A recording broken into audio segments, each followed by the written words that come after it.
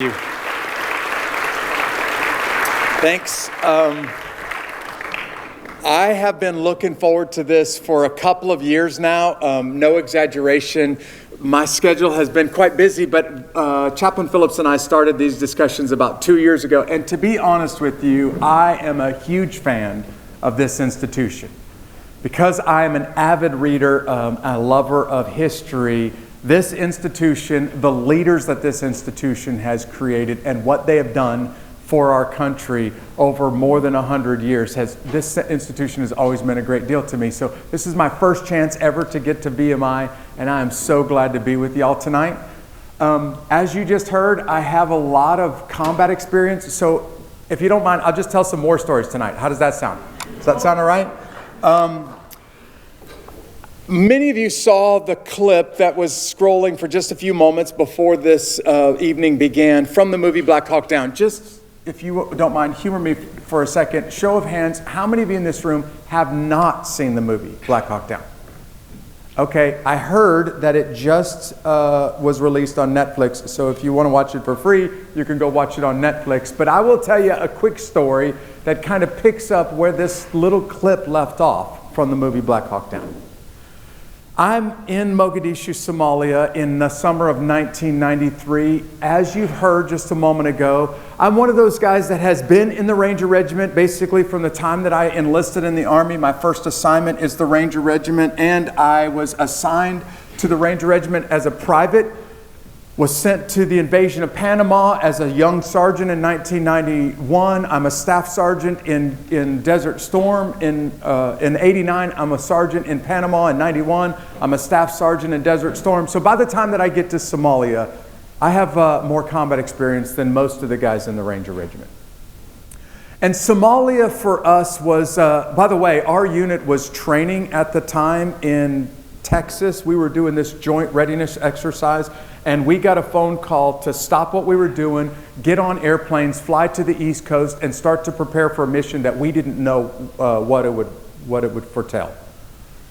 At the national command level, there was a lot of discussions about whether or not Task Force Ranger would actually be sent to Somalia. Here's a quick bit of trivia for you. There was an argument between the United States Special Operations Command and the President of the United States about whether or not Task Force Ranger would go to Somalia. And the argument basically just ended with, all right, we're not going to send them.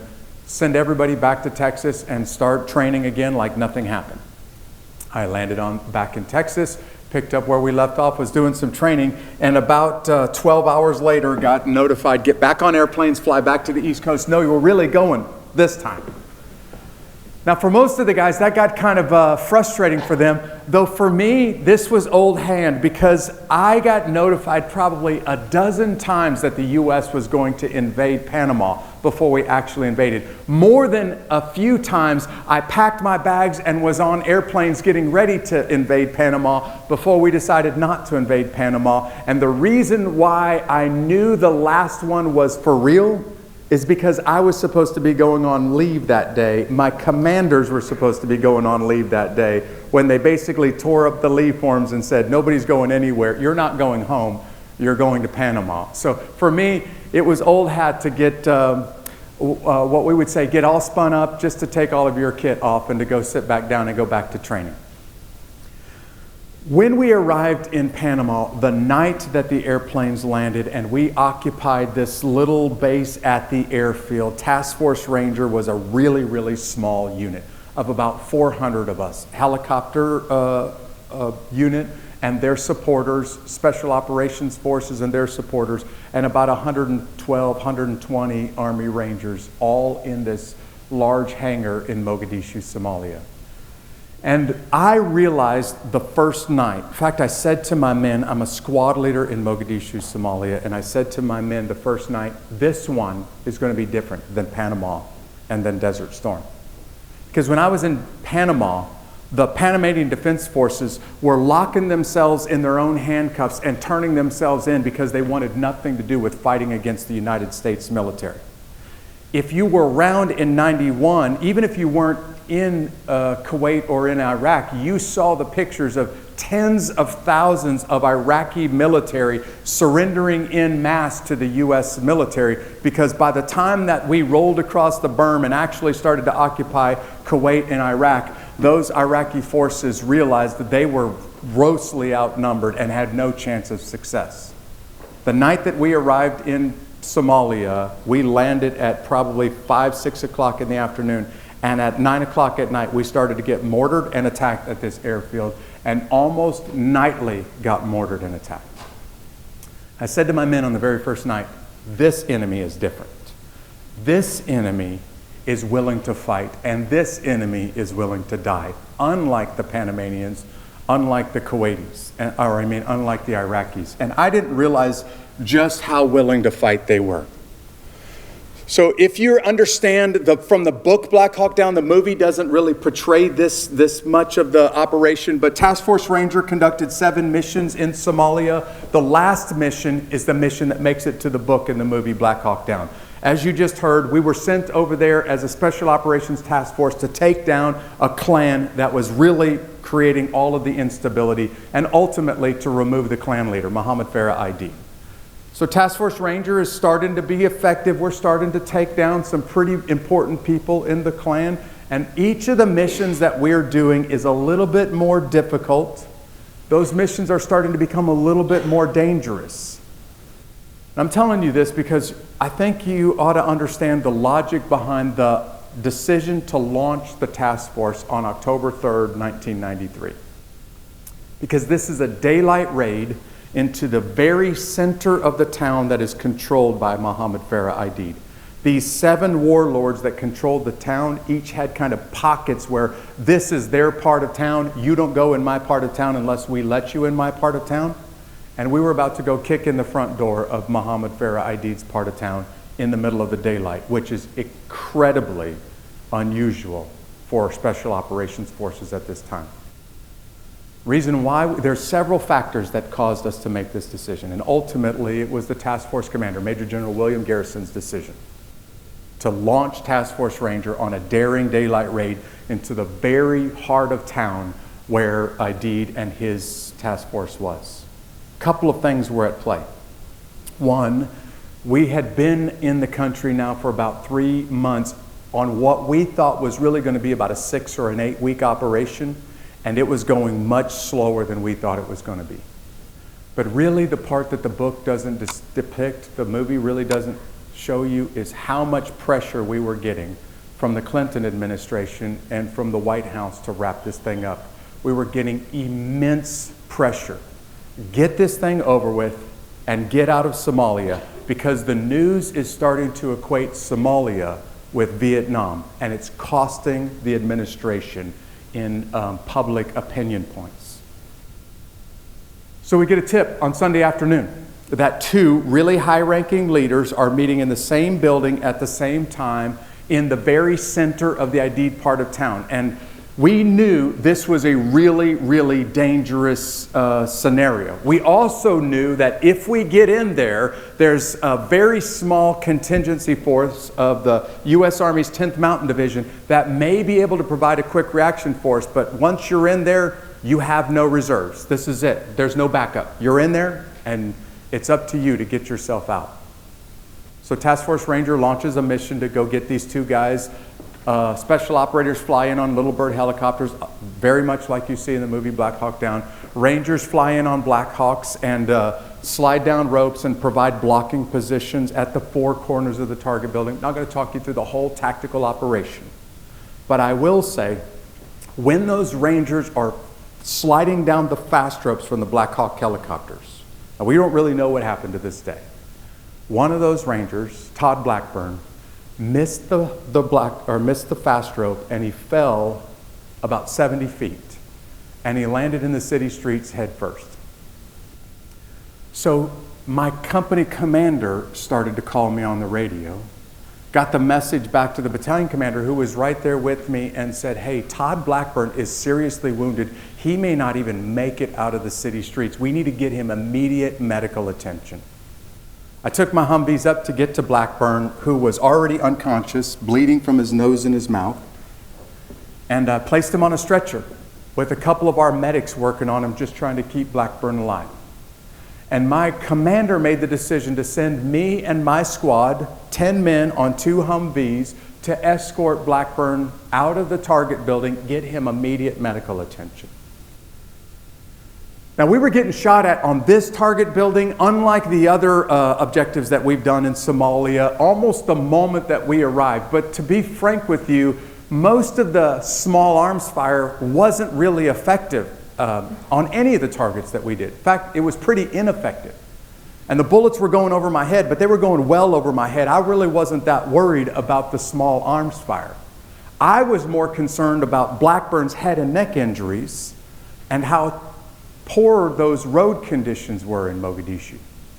See, the Somali clans had been hiding roadside bombs in the middle of the road in potholes, covering them up with some debris, and as soon as we drove down the roads, they'd set those roadside bombs off underneath our vehicles in order to try to blow those vehicles up, because the roads didn't exist, basically just dirt with holes in them.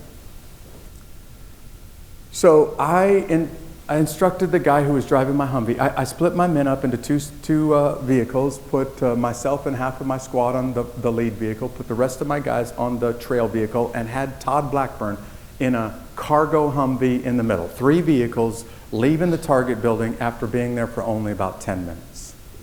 I instructed the guy who was driving my Humvee to drive really slowly and to avoid as many bumps and potholes as possible.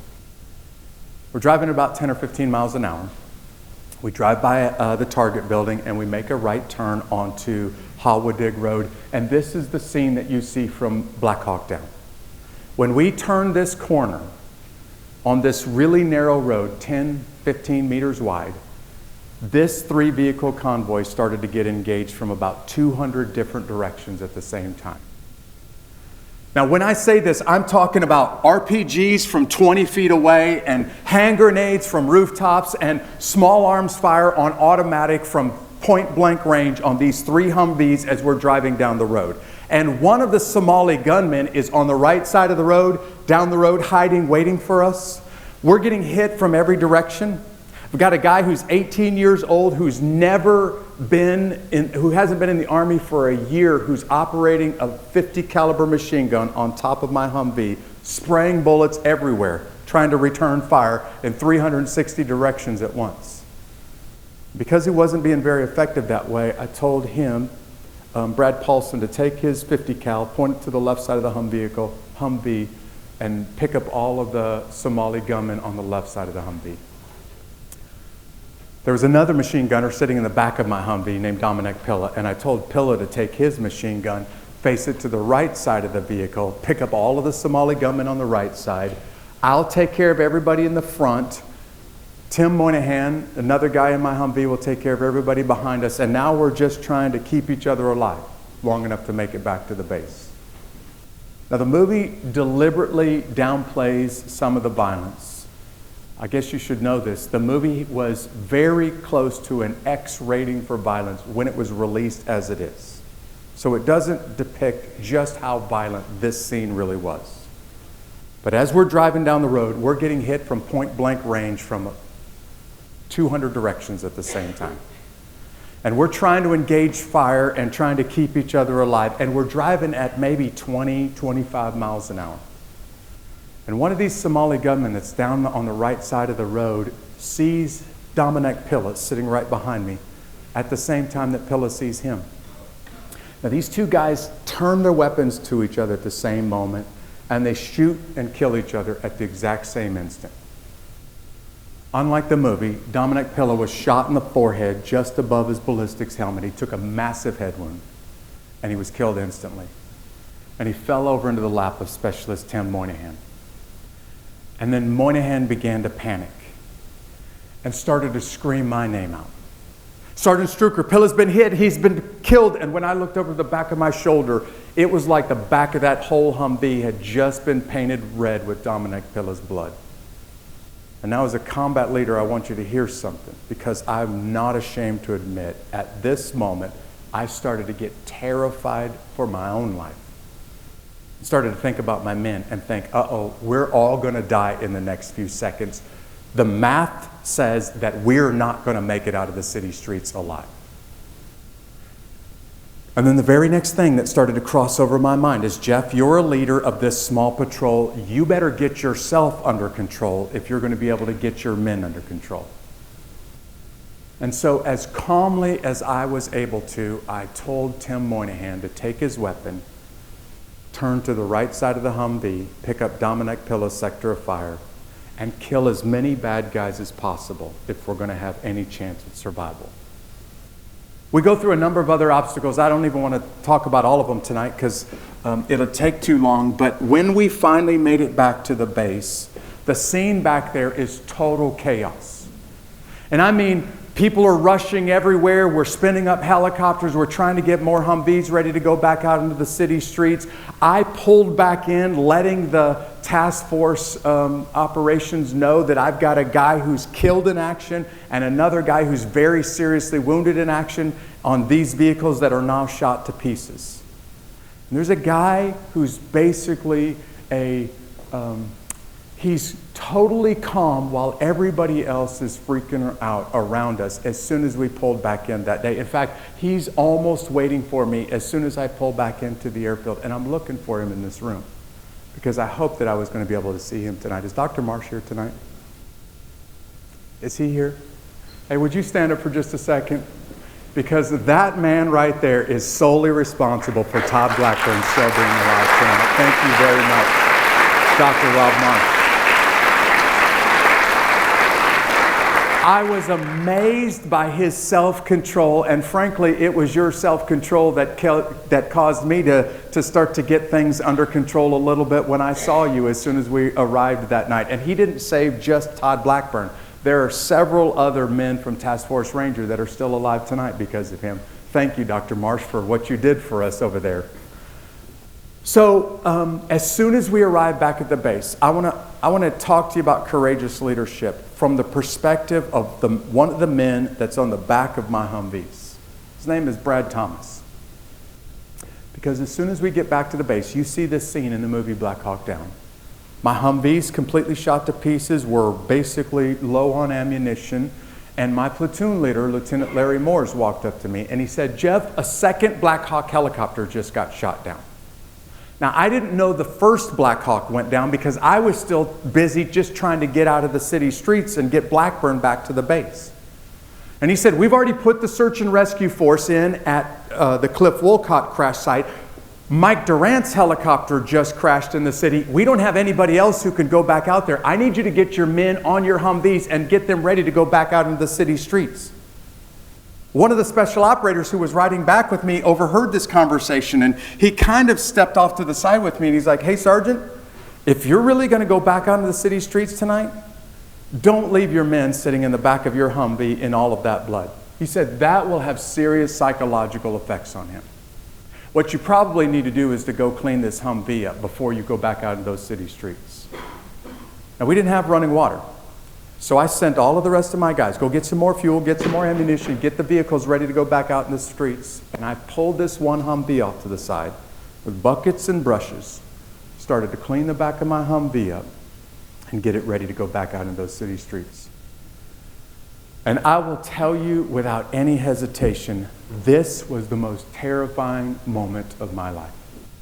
Because everything inside of me was saying, Jeff, if you go back out there, you will die tonight. And as a leader, if you drive your men back through this, Dominic Pilla is the first guy killed in action in the task force at this point. You've just got one guy killed. If you drive the rest of your men back through what you just went through, every one of them will die tonight. And I was thinking to myself, this is no exaggeration. This is a suicide mission. If we're going to go back out in those city streets, all of us are going to die. And I'm trying to figure out how do I get myself under control, and I'm trying to figure out how do I get myself ready to go back out into those city streets. And I'm cleaning this blood up off of the back of this Humvee, getting ready to go back out into the city streets. And one of the officers from our unit, Major Craig Nixon, grabs me and he tells me something that I wasn't aware of. He said, Jeff, have you ever been on a hot LZ? I said, well, yeah, in Panama. He's like, no, have you ever gone into the exact same hot LZ that you just came out of? And I said, no. He said, I have, and it's no fun. And let me tell you, it's hard to lead men into a firefight. it's exceptionally hard to lead them back into the firefight that you just came out of. And this is exactly what we're asking you to do, Jeff. Get your men ready to go out in those city streets with you. I don't know if he could read minds, but one of the guys from my unit, Brad Thomas, and this is the guy that I want you to put yourself in his shoes for just a second. When we get ready to go back out in the city streets, we're not exactly sure where Mike Durant's helicopter crashed. In fact, the best that I could get from my boss is, hey, it's somewhere in here. We don't even have a map, we have a satellite photo. It's somewhere in here, but don't worry about it because there's helicopters in the sky. They'll tell you where to turn, they'll take you right to the crash site, Jeff. I'm getting my guys ready to get on the Humvees and go back out into the city streets, and one of my men, Specialist Brad Thomas, walked up to me. And he said, hey, Sergeant, I can't go back out there with you tonight. I've got a wife at home, and I know I'm going to die if I go back out there. And so I basically just need to sit this one out. Now, I just want you to understand something. If you're not familiar with the Ranger Regiment and the kind of combat warriors that the Ranger Regiment creates, it is unheard of that a Ranger would look another Ranger in the eyes and say, I can't do this. But he was thinking exactly what I was feeling in my own heart and probably what everybody else was feeling like. This is a suicide mission. We're all going to die. He was the only guy that was willing to just say it out loud.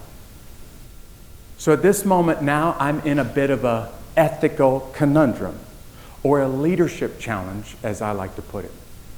Because I have all of the authority with my position and by my rank to order this man to get back on the Humvees and to drive back out in those city streets.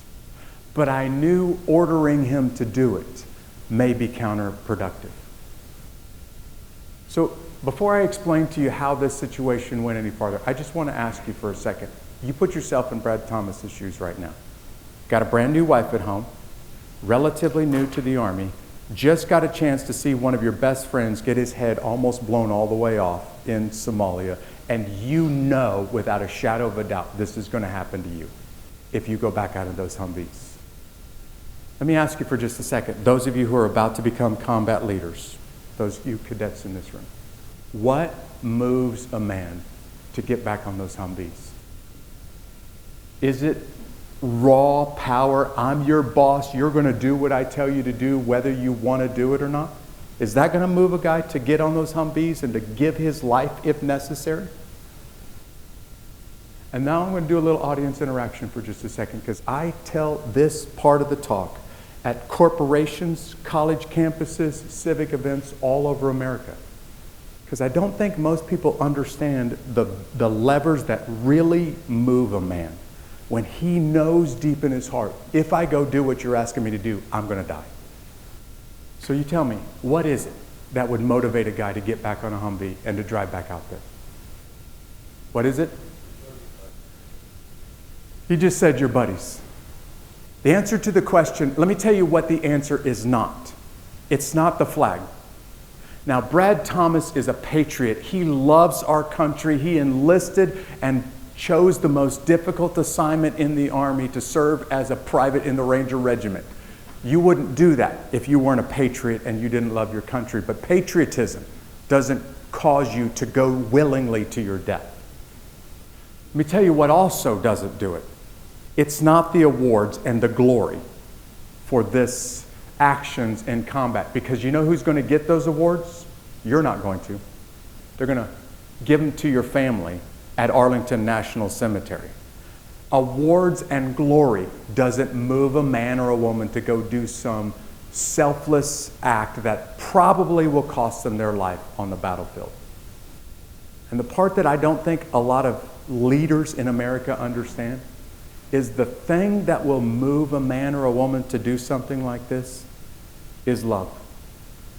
It's love for your buddies. You see, what I said to Thomas next is, look, man, I need you on those Humvees, but your friends are still out there and they need you. And if we don't roll back out of these city streets, chances are none of them are going to make it back alive. And one of the people that I am most proud of, this guy deserves to be in the movie Black Hawk Down. This scene in the movie Black Hawk Down is where Thomas rolls up to me and says, I can't do that, Sergeant. I can't go back out there. And after a very short conversation with him, I look in my rearview mirror as we're getting ready to drive away, and I watch him reach down and pick up his squad automatic weapon, get on the back of the last Humvee, and roll back out into those city streets with me, not once, but multiple times, and spend all night long on those city streets, expecting in any second that he would get killed for going back out there, but willing to do it because he loves those men that are out in those city streets and is willing to exchange his life for theirs. When you start talking about the ethics of courageous leadership, especially on the battlefield, when you start talking about leading men and women to their death, you know, they know, if I go do what you tell me to do, boss, I very well may die for this. You know that, they know that. I want you to keep this in the back of your mind. Just tuck this away in your tool belt. It's not glory. It's not patriotism. It's ultimately going to be their love for the mission and their loyalty to the leader that causes them to get on the back of a Humvee or to go charge a machine gun nest or to go take Hamburger Hill or to go assault those beaches on June 6, 1944. That's the thing that's going to cause men and women to go do the kind of feats of valor that our country has produced men and women to do. Loyalty is the currency that allows a leader to lead with courage on the battlefield. Loyalty is the currency that allows somebody to lead with courage in a boardroom. It's the currency that allows somebody to lead with courage in their own living room or in their kitchen. And the kind of person that has integrity, that you trust, is the kind of person that's going to develop your loyalty. And when they've got your loyalty, now they can really make some courageous moves. By the way, we're not just talking about physical courage, the willingness to put your life on the line. I'll give you a quick example. This also applies to moral courage as well. And by that, I mean the ability to say what needs to be said when nobody else is willing to say it.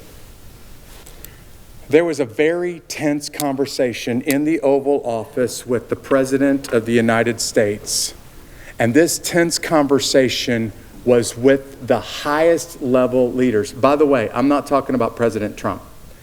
I'm talking about 1933,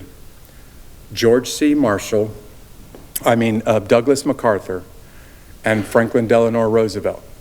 In MacArthur's own words, I want you to listen to how this conversation went in 1933 in the Oval Office. This is what MacArthur said. He said, "I felt it my duty to take up the cudgels. The country's safety was at stake, and I said so bluntly.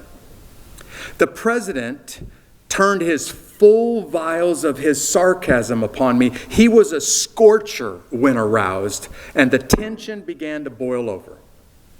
For the third and final time in my life, listen to what he says next, that paralyzing nausea began to creep over me.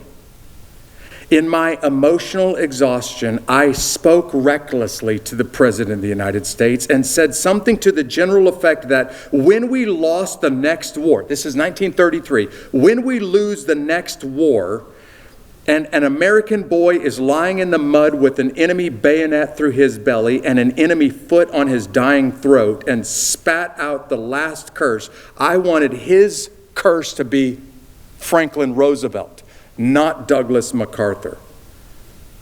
The president was livid. He said in front of everybody, "You must not talk that way to the President of the United States." And he was right, of course.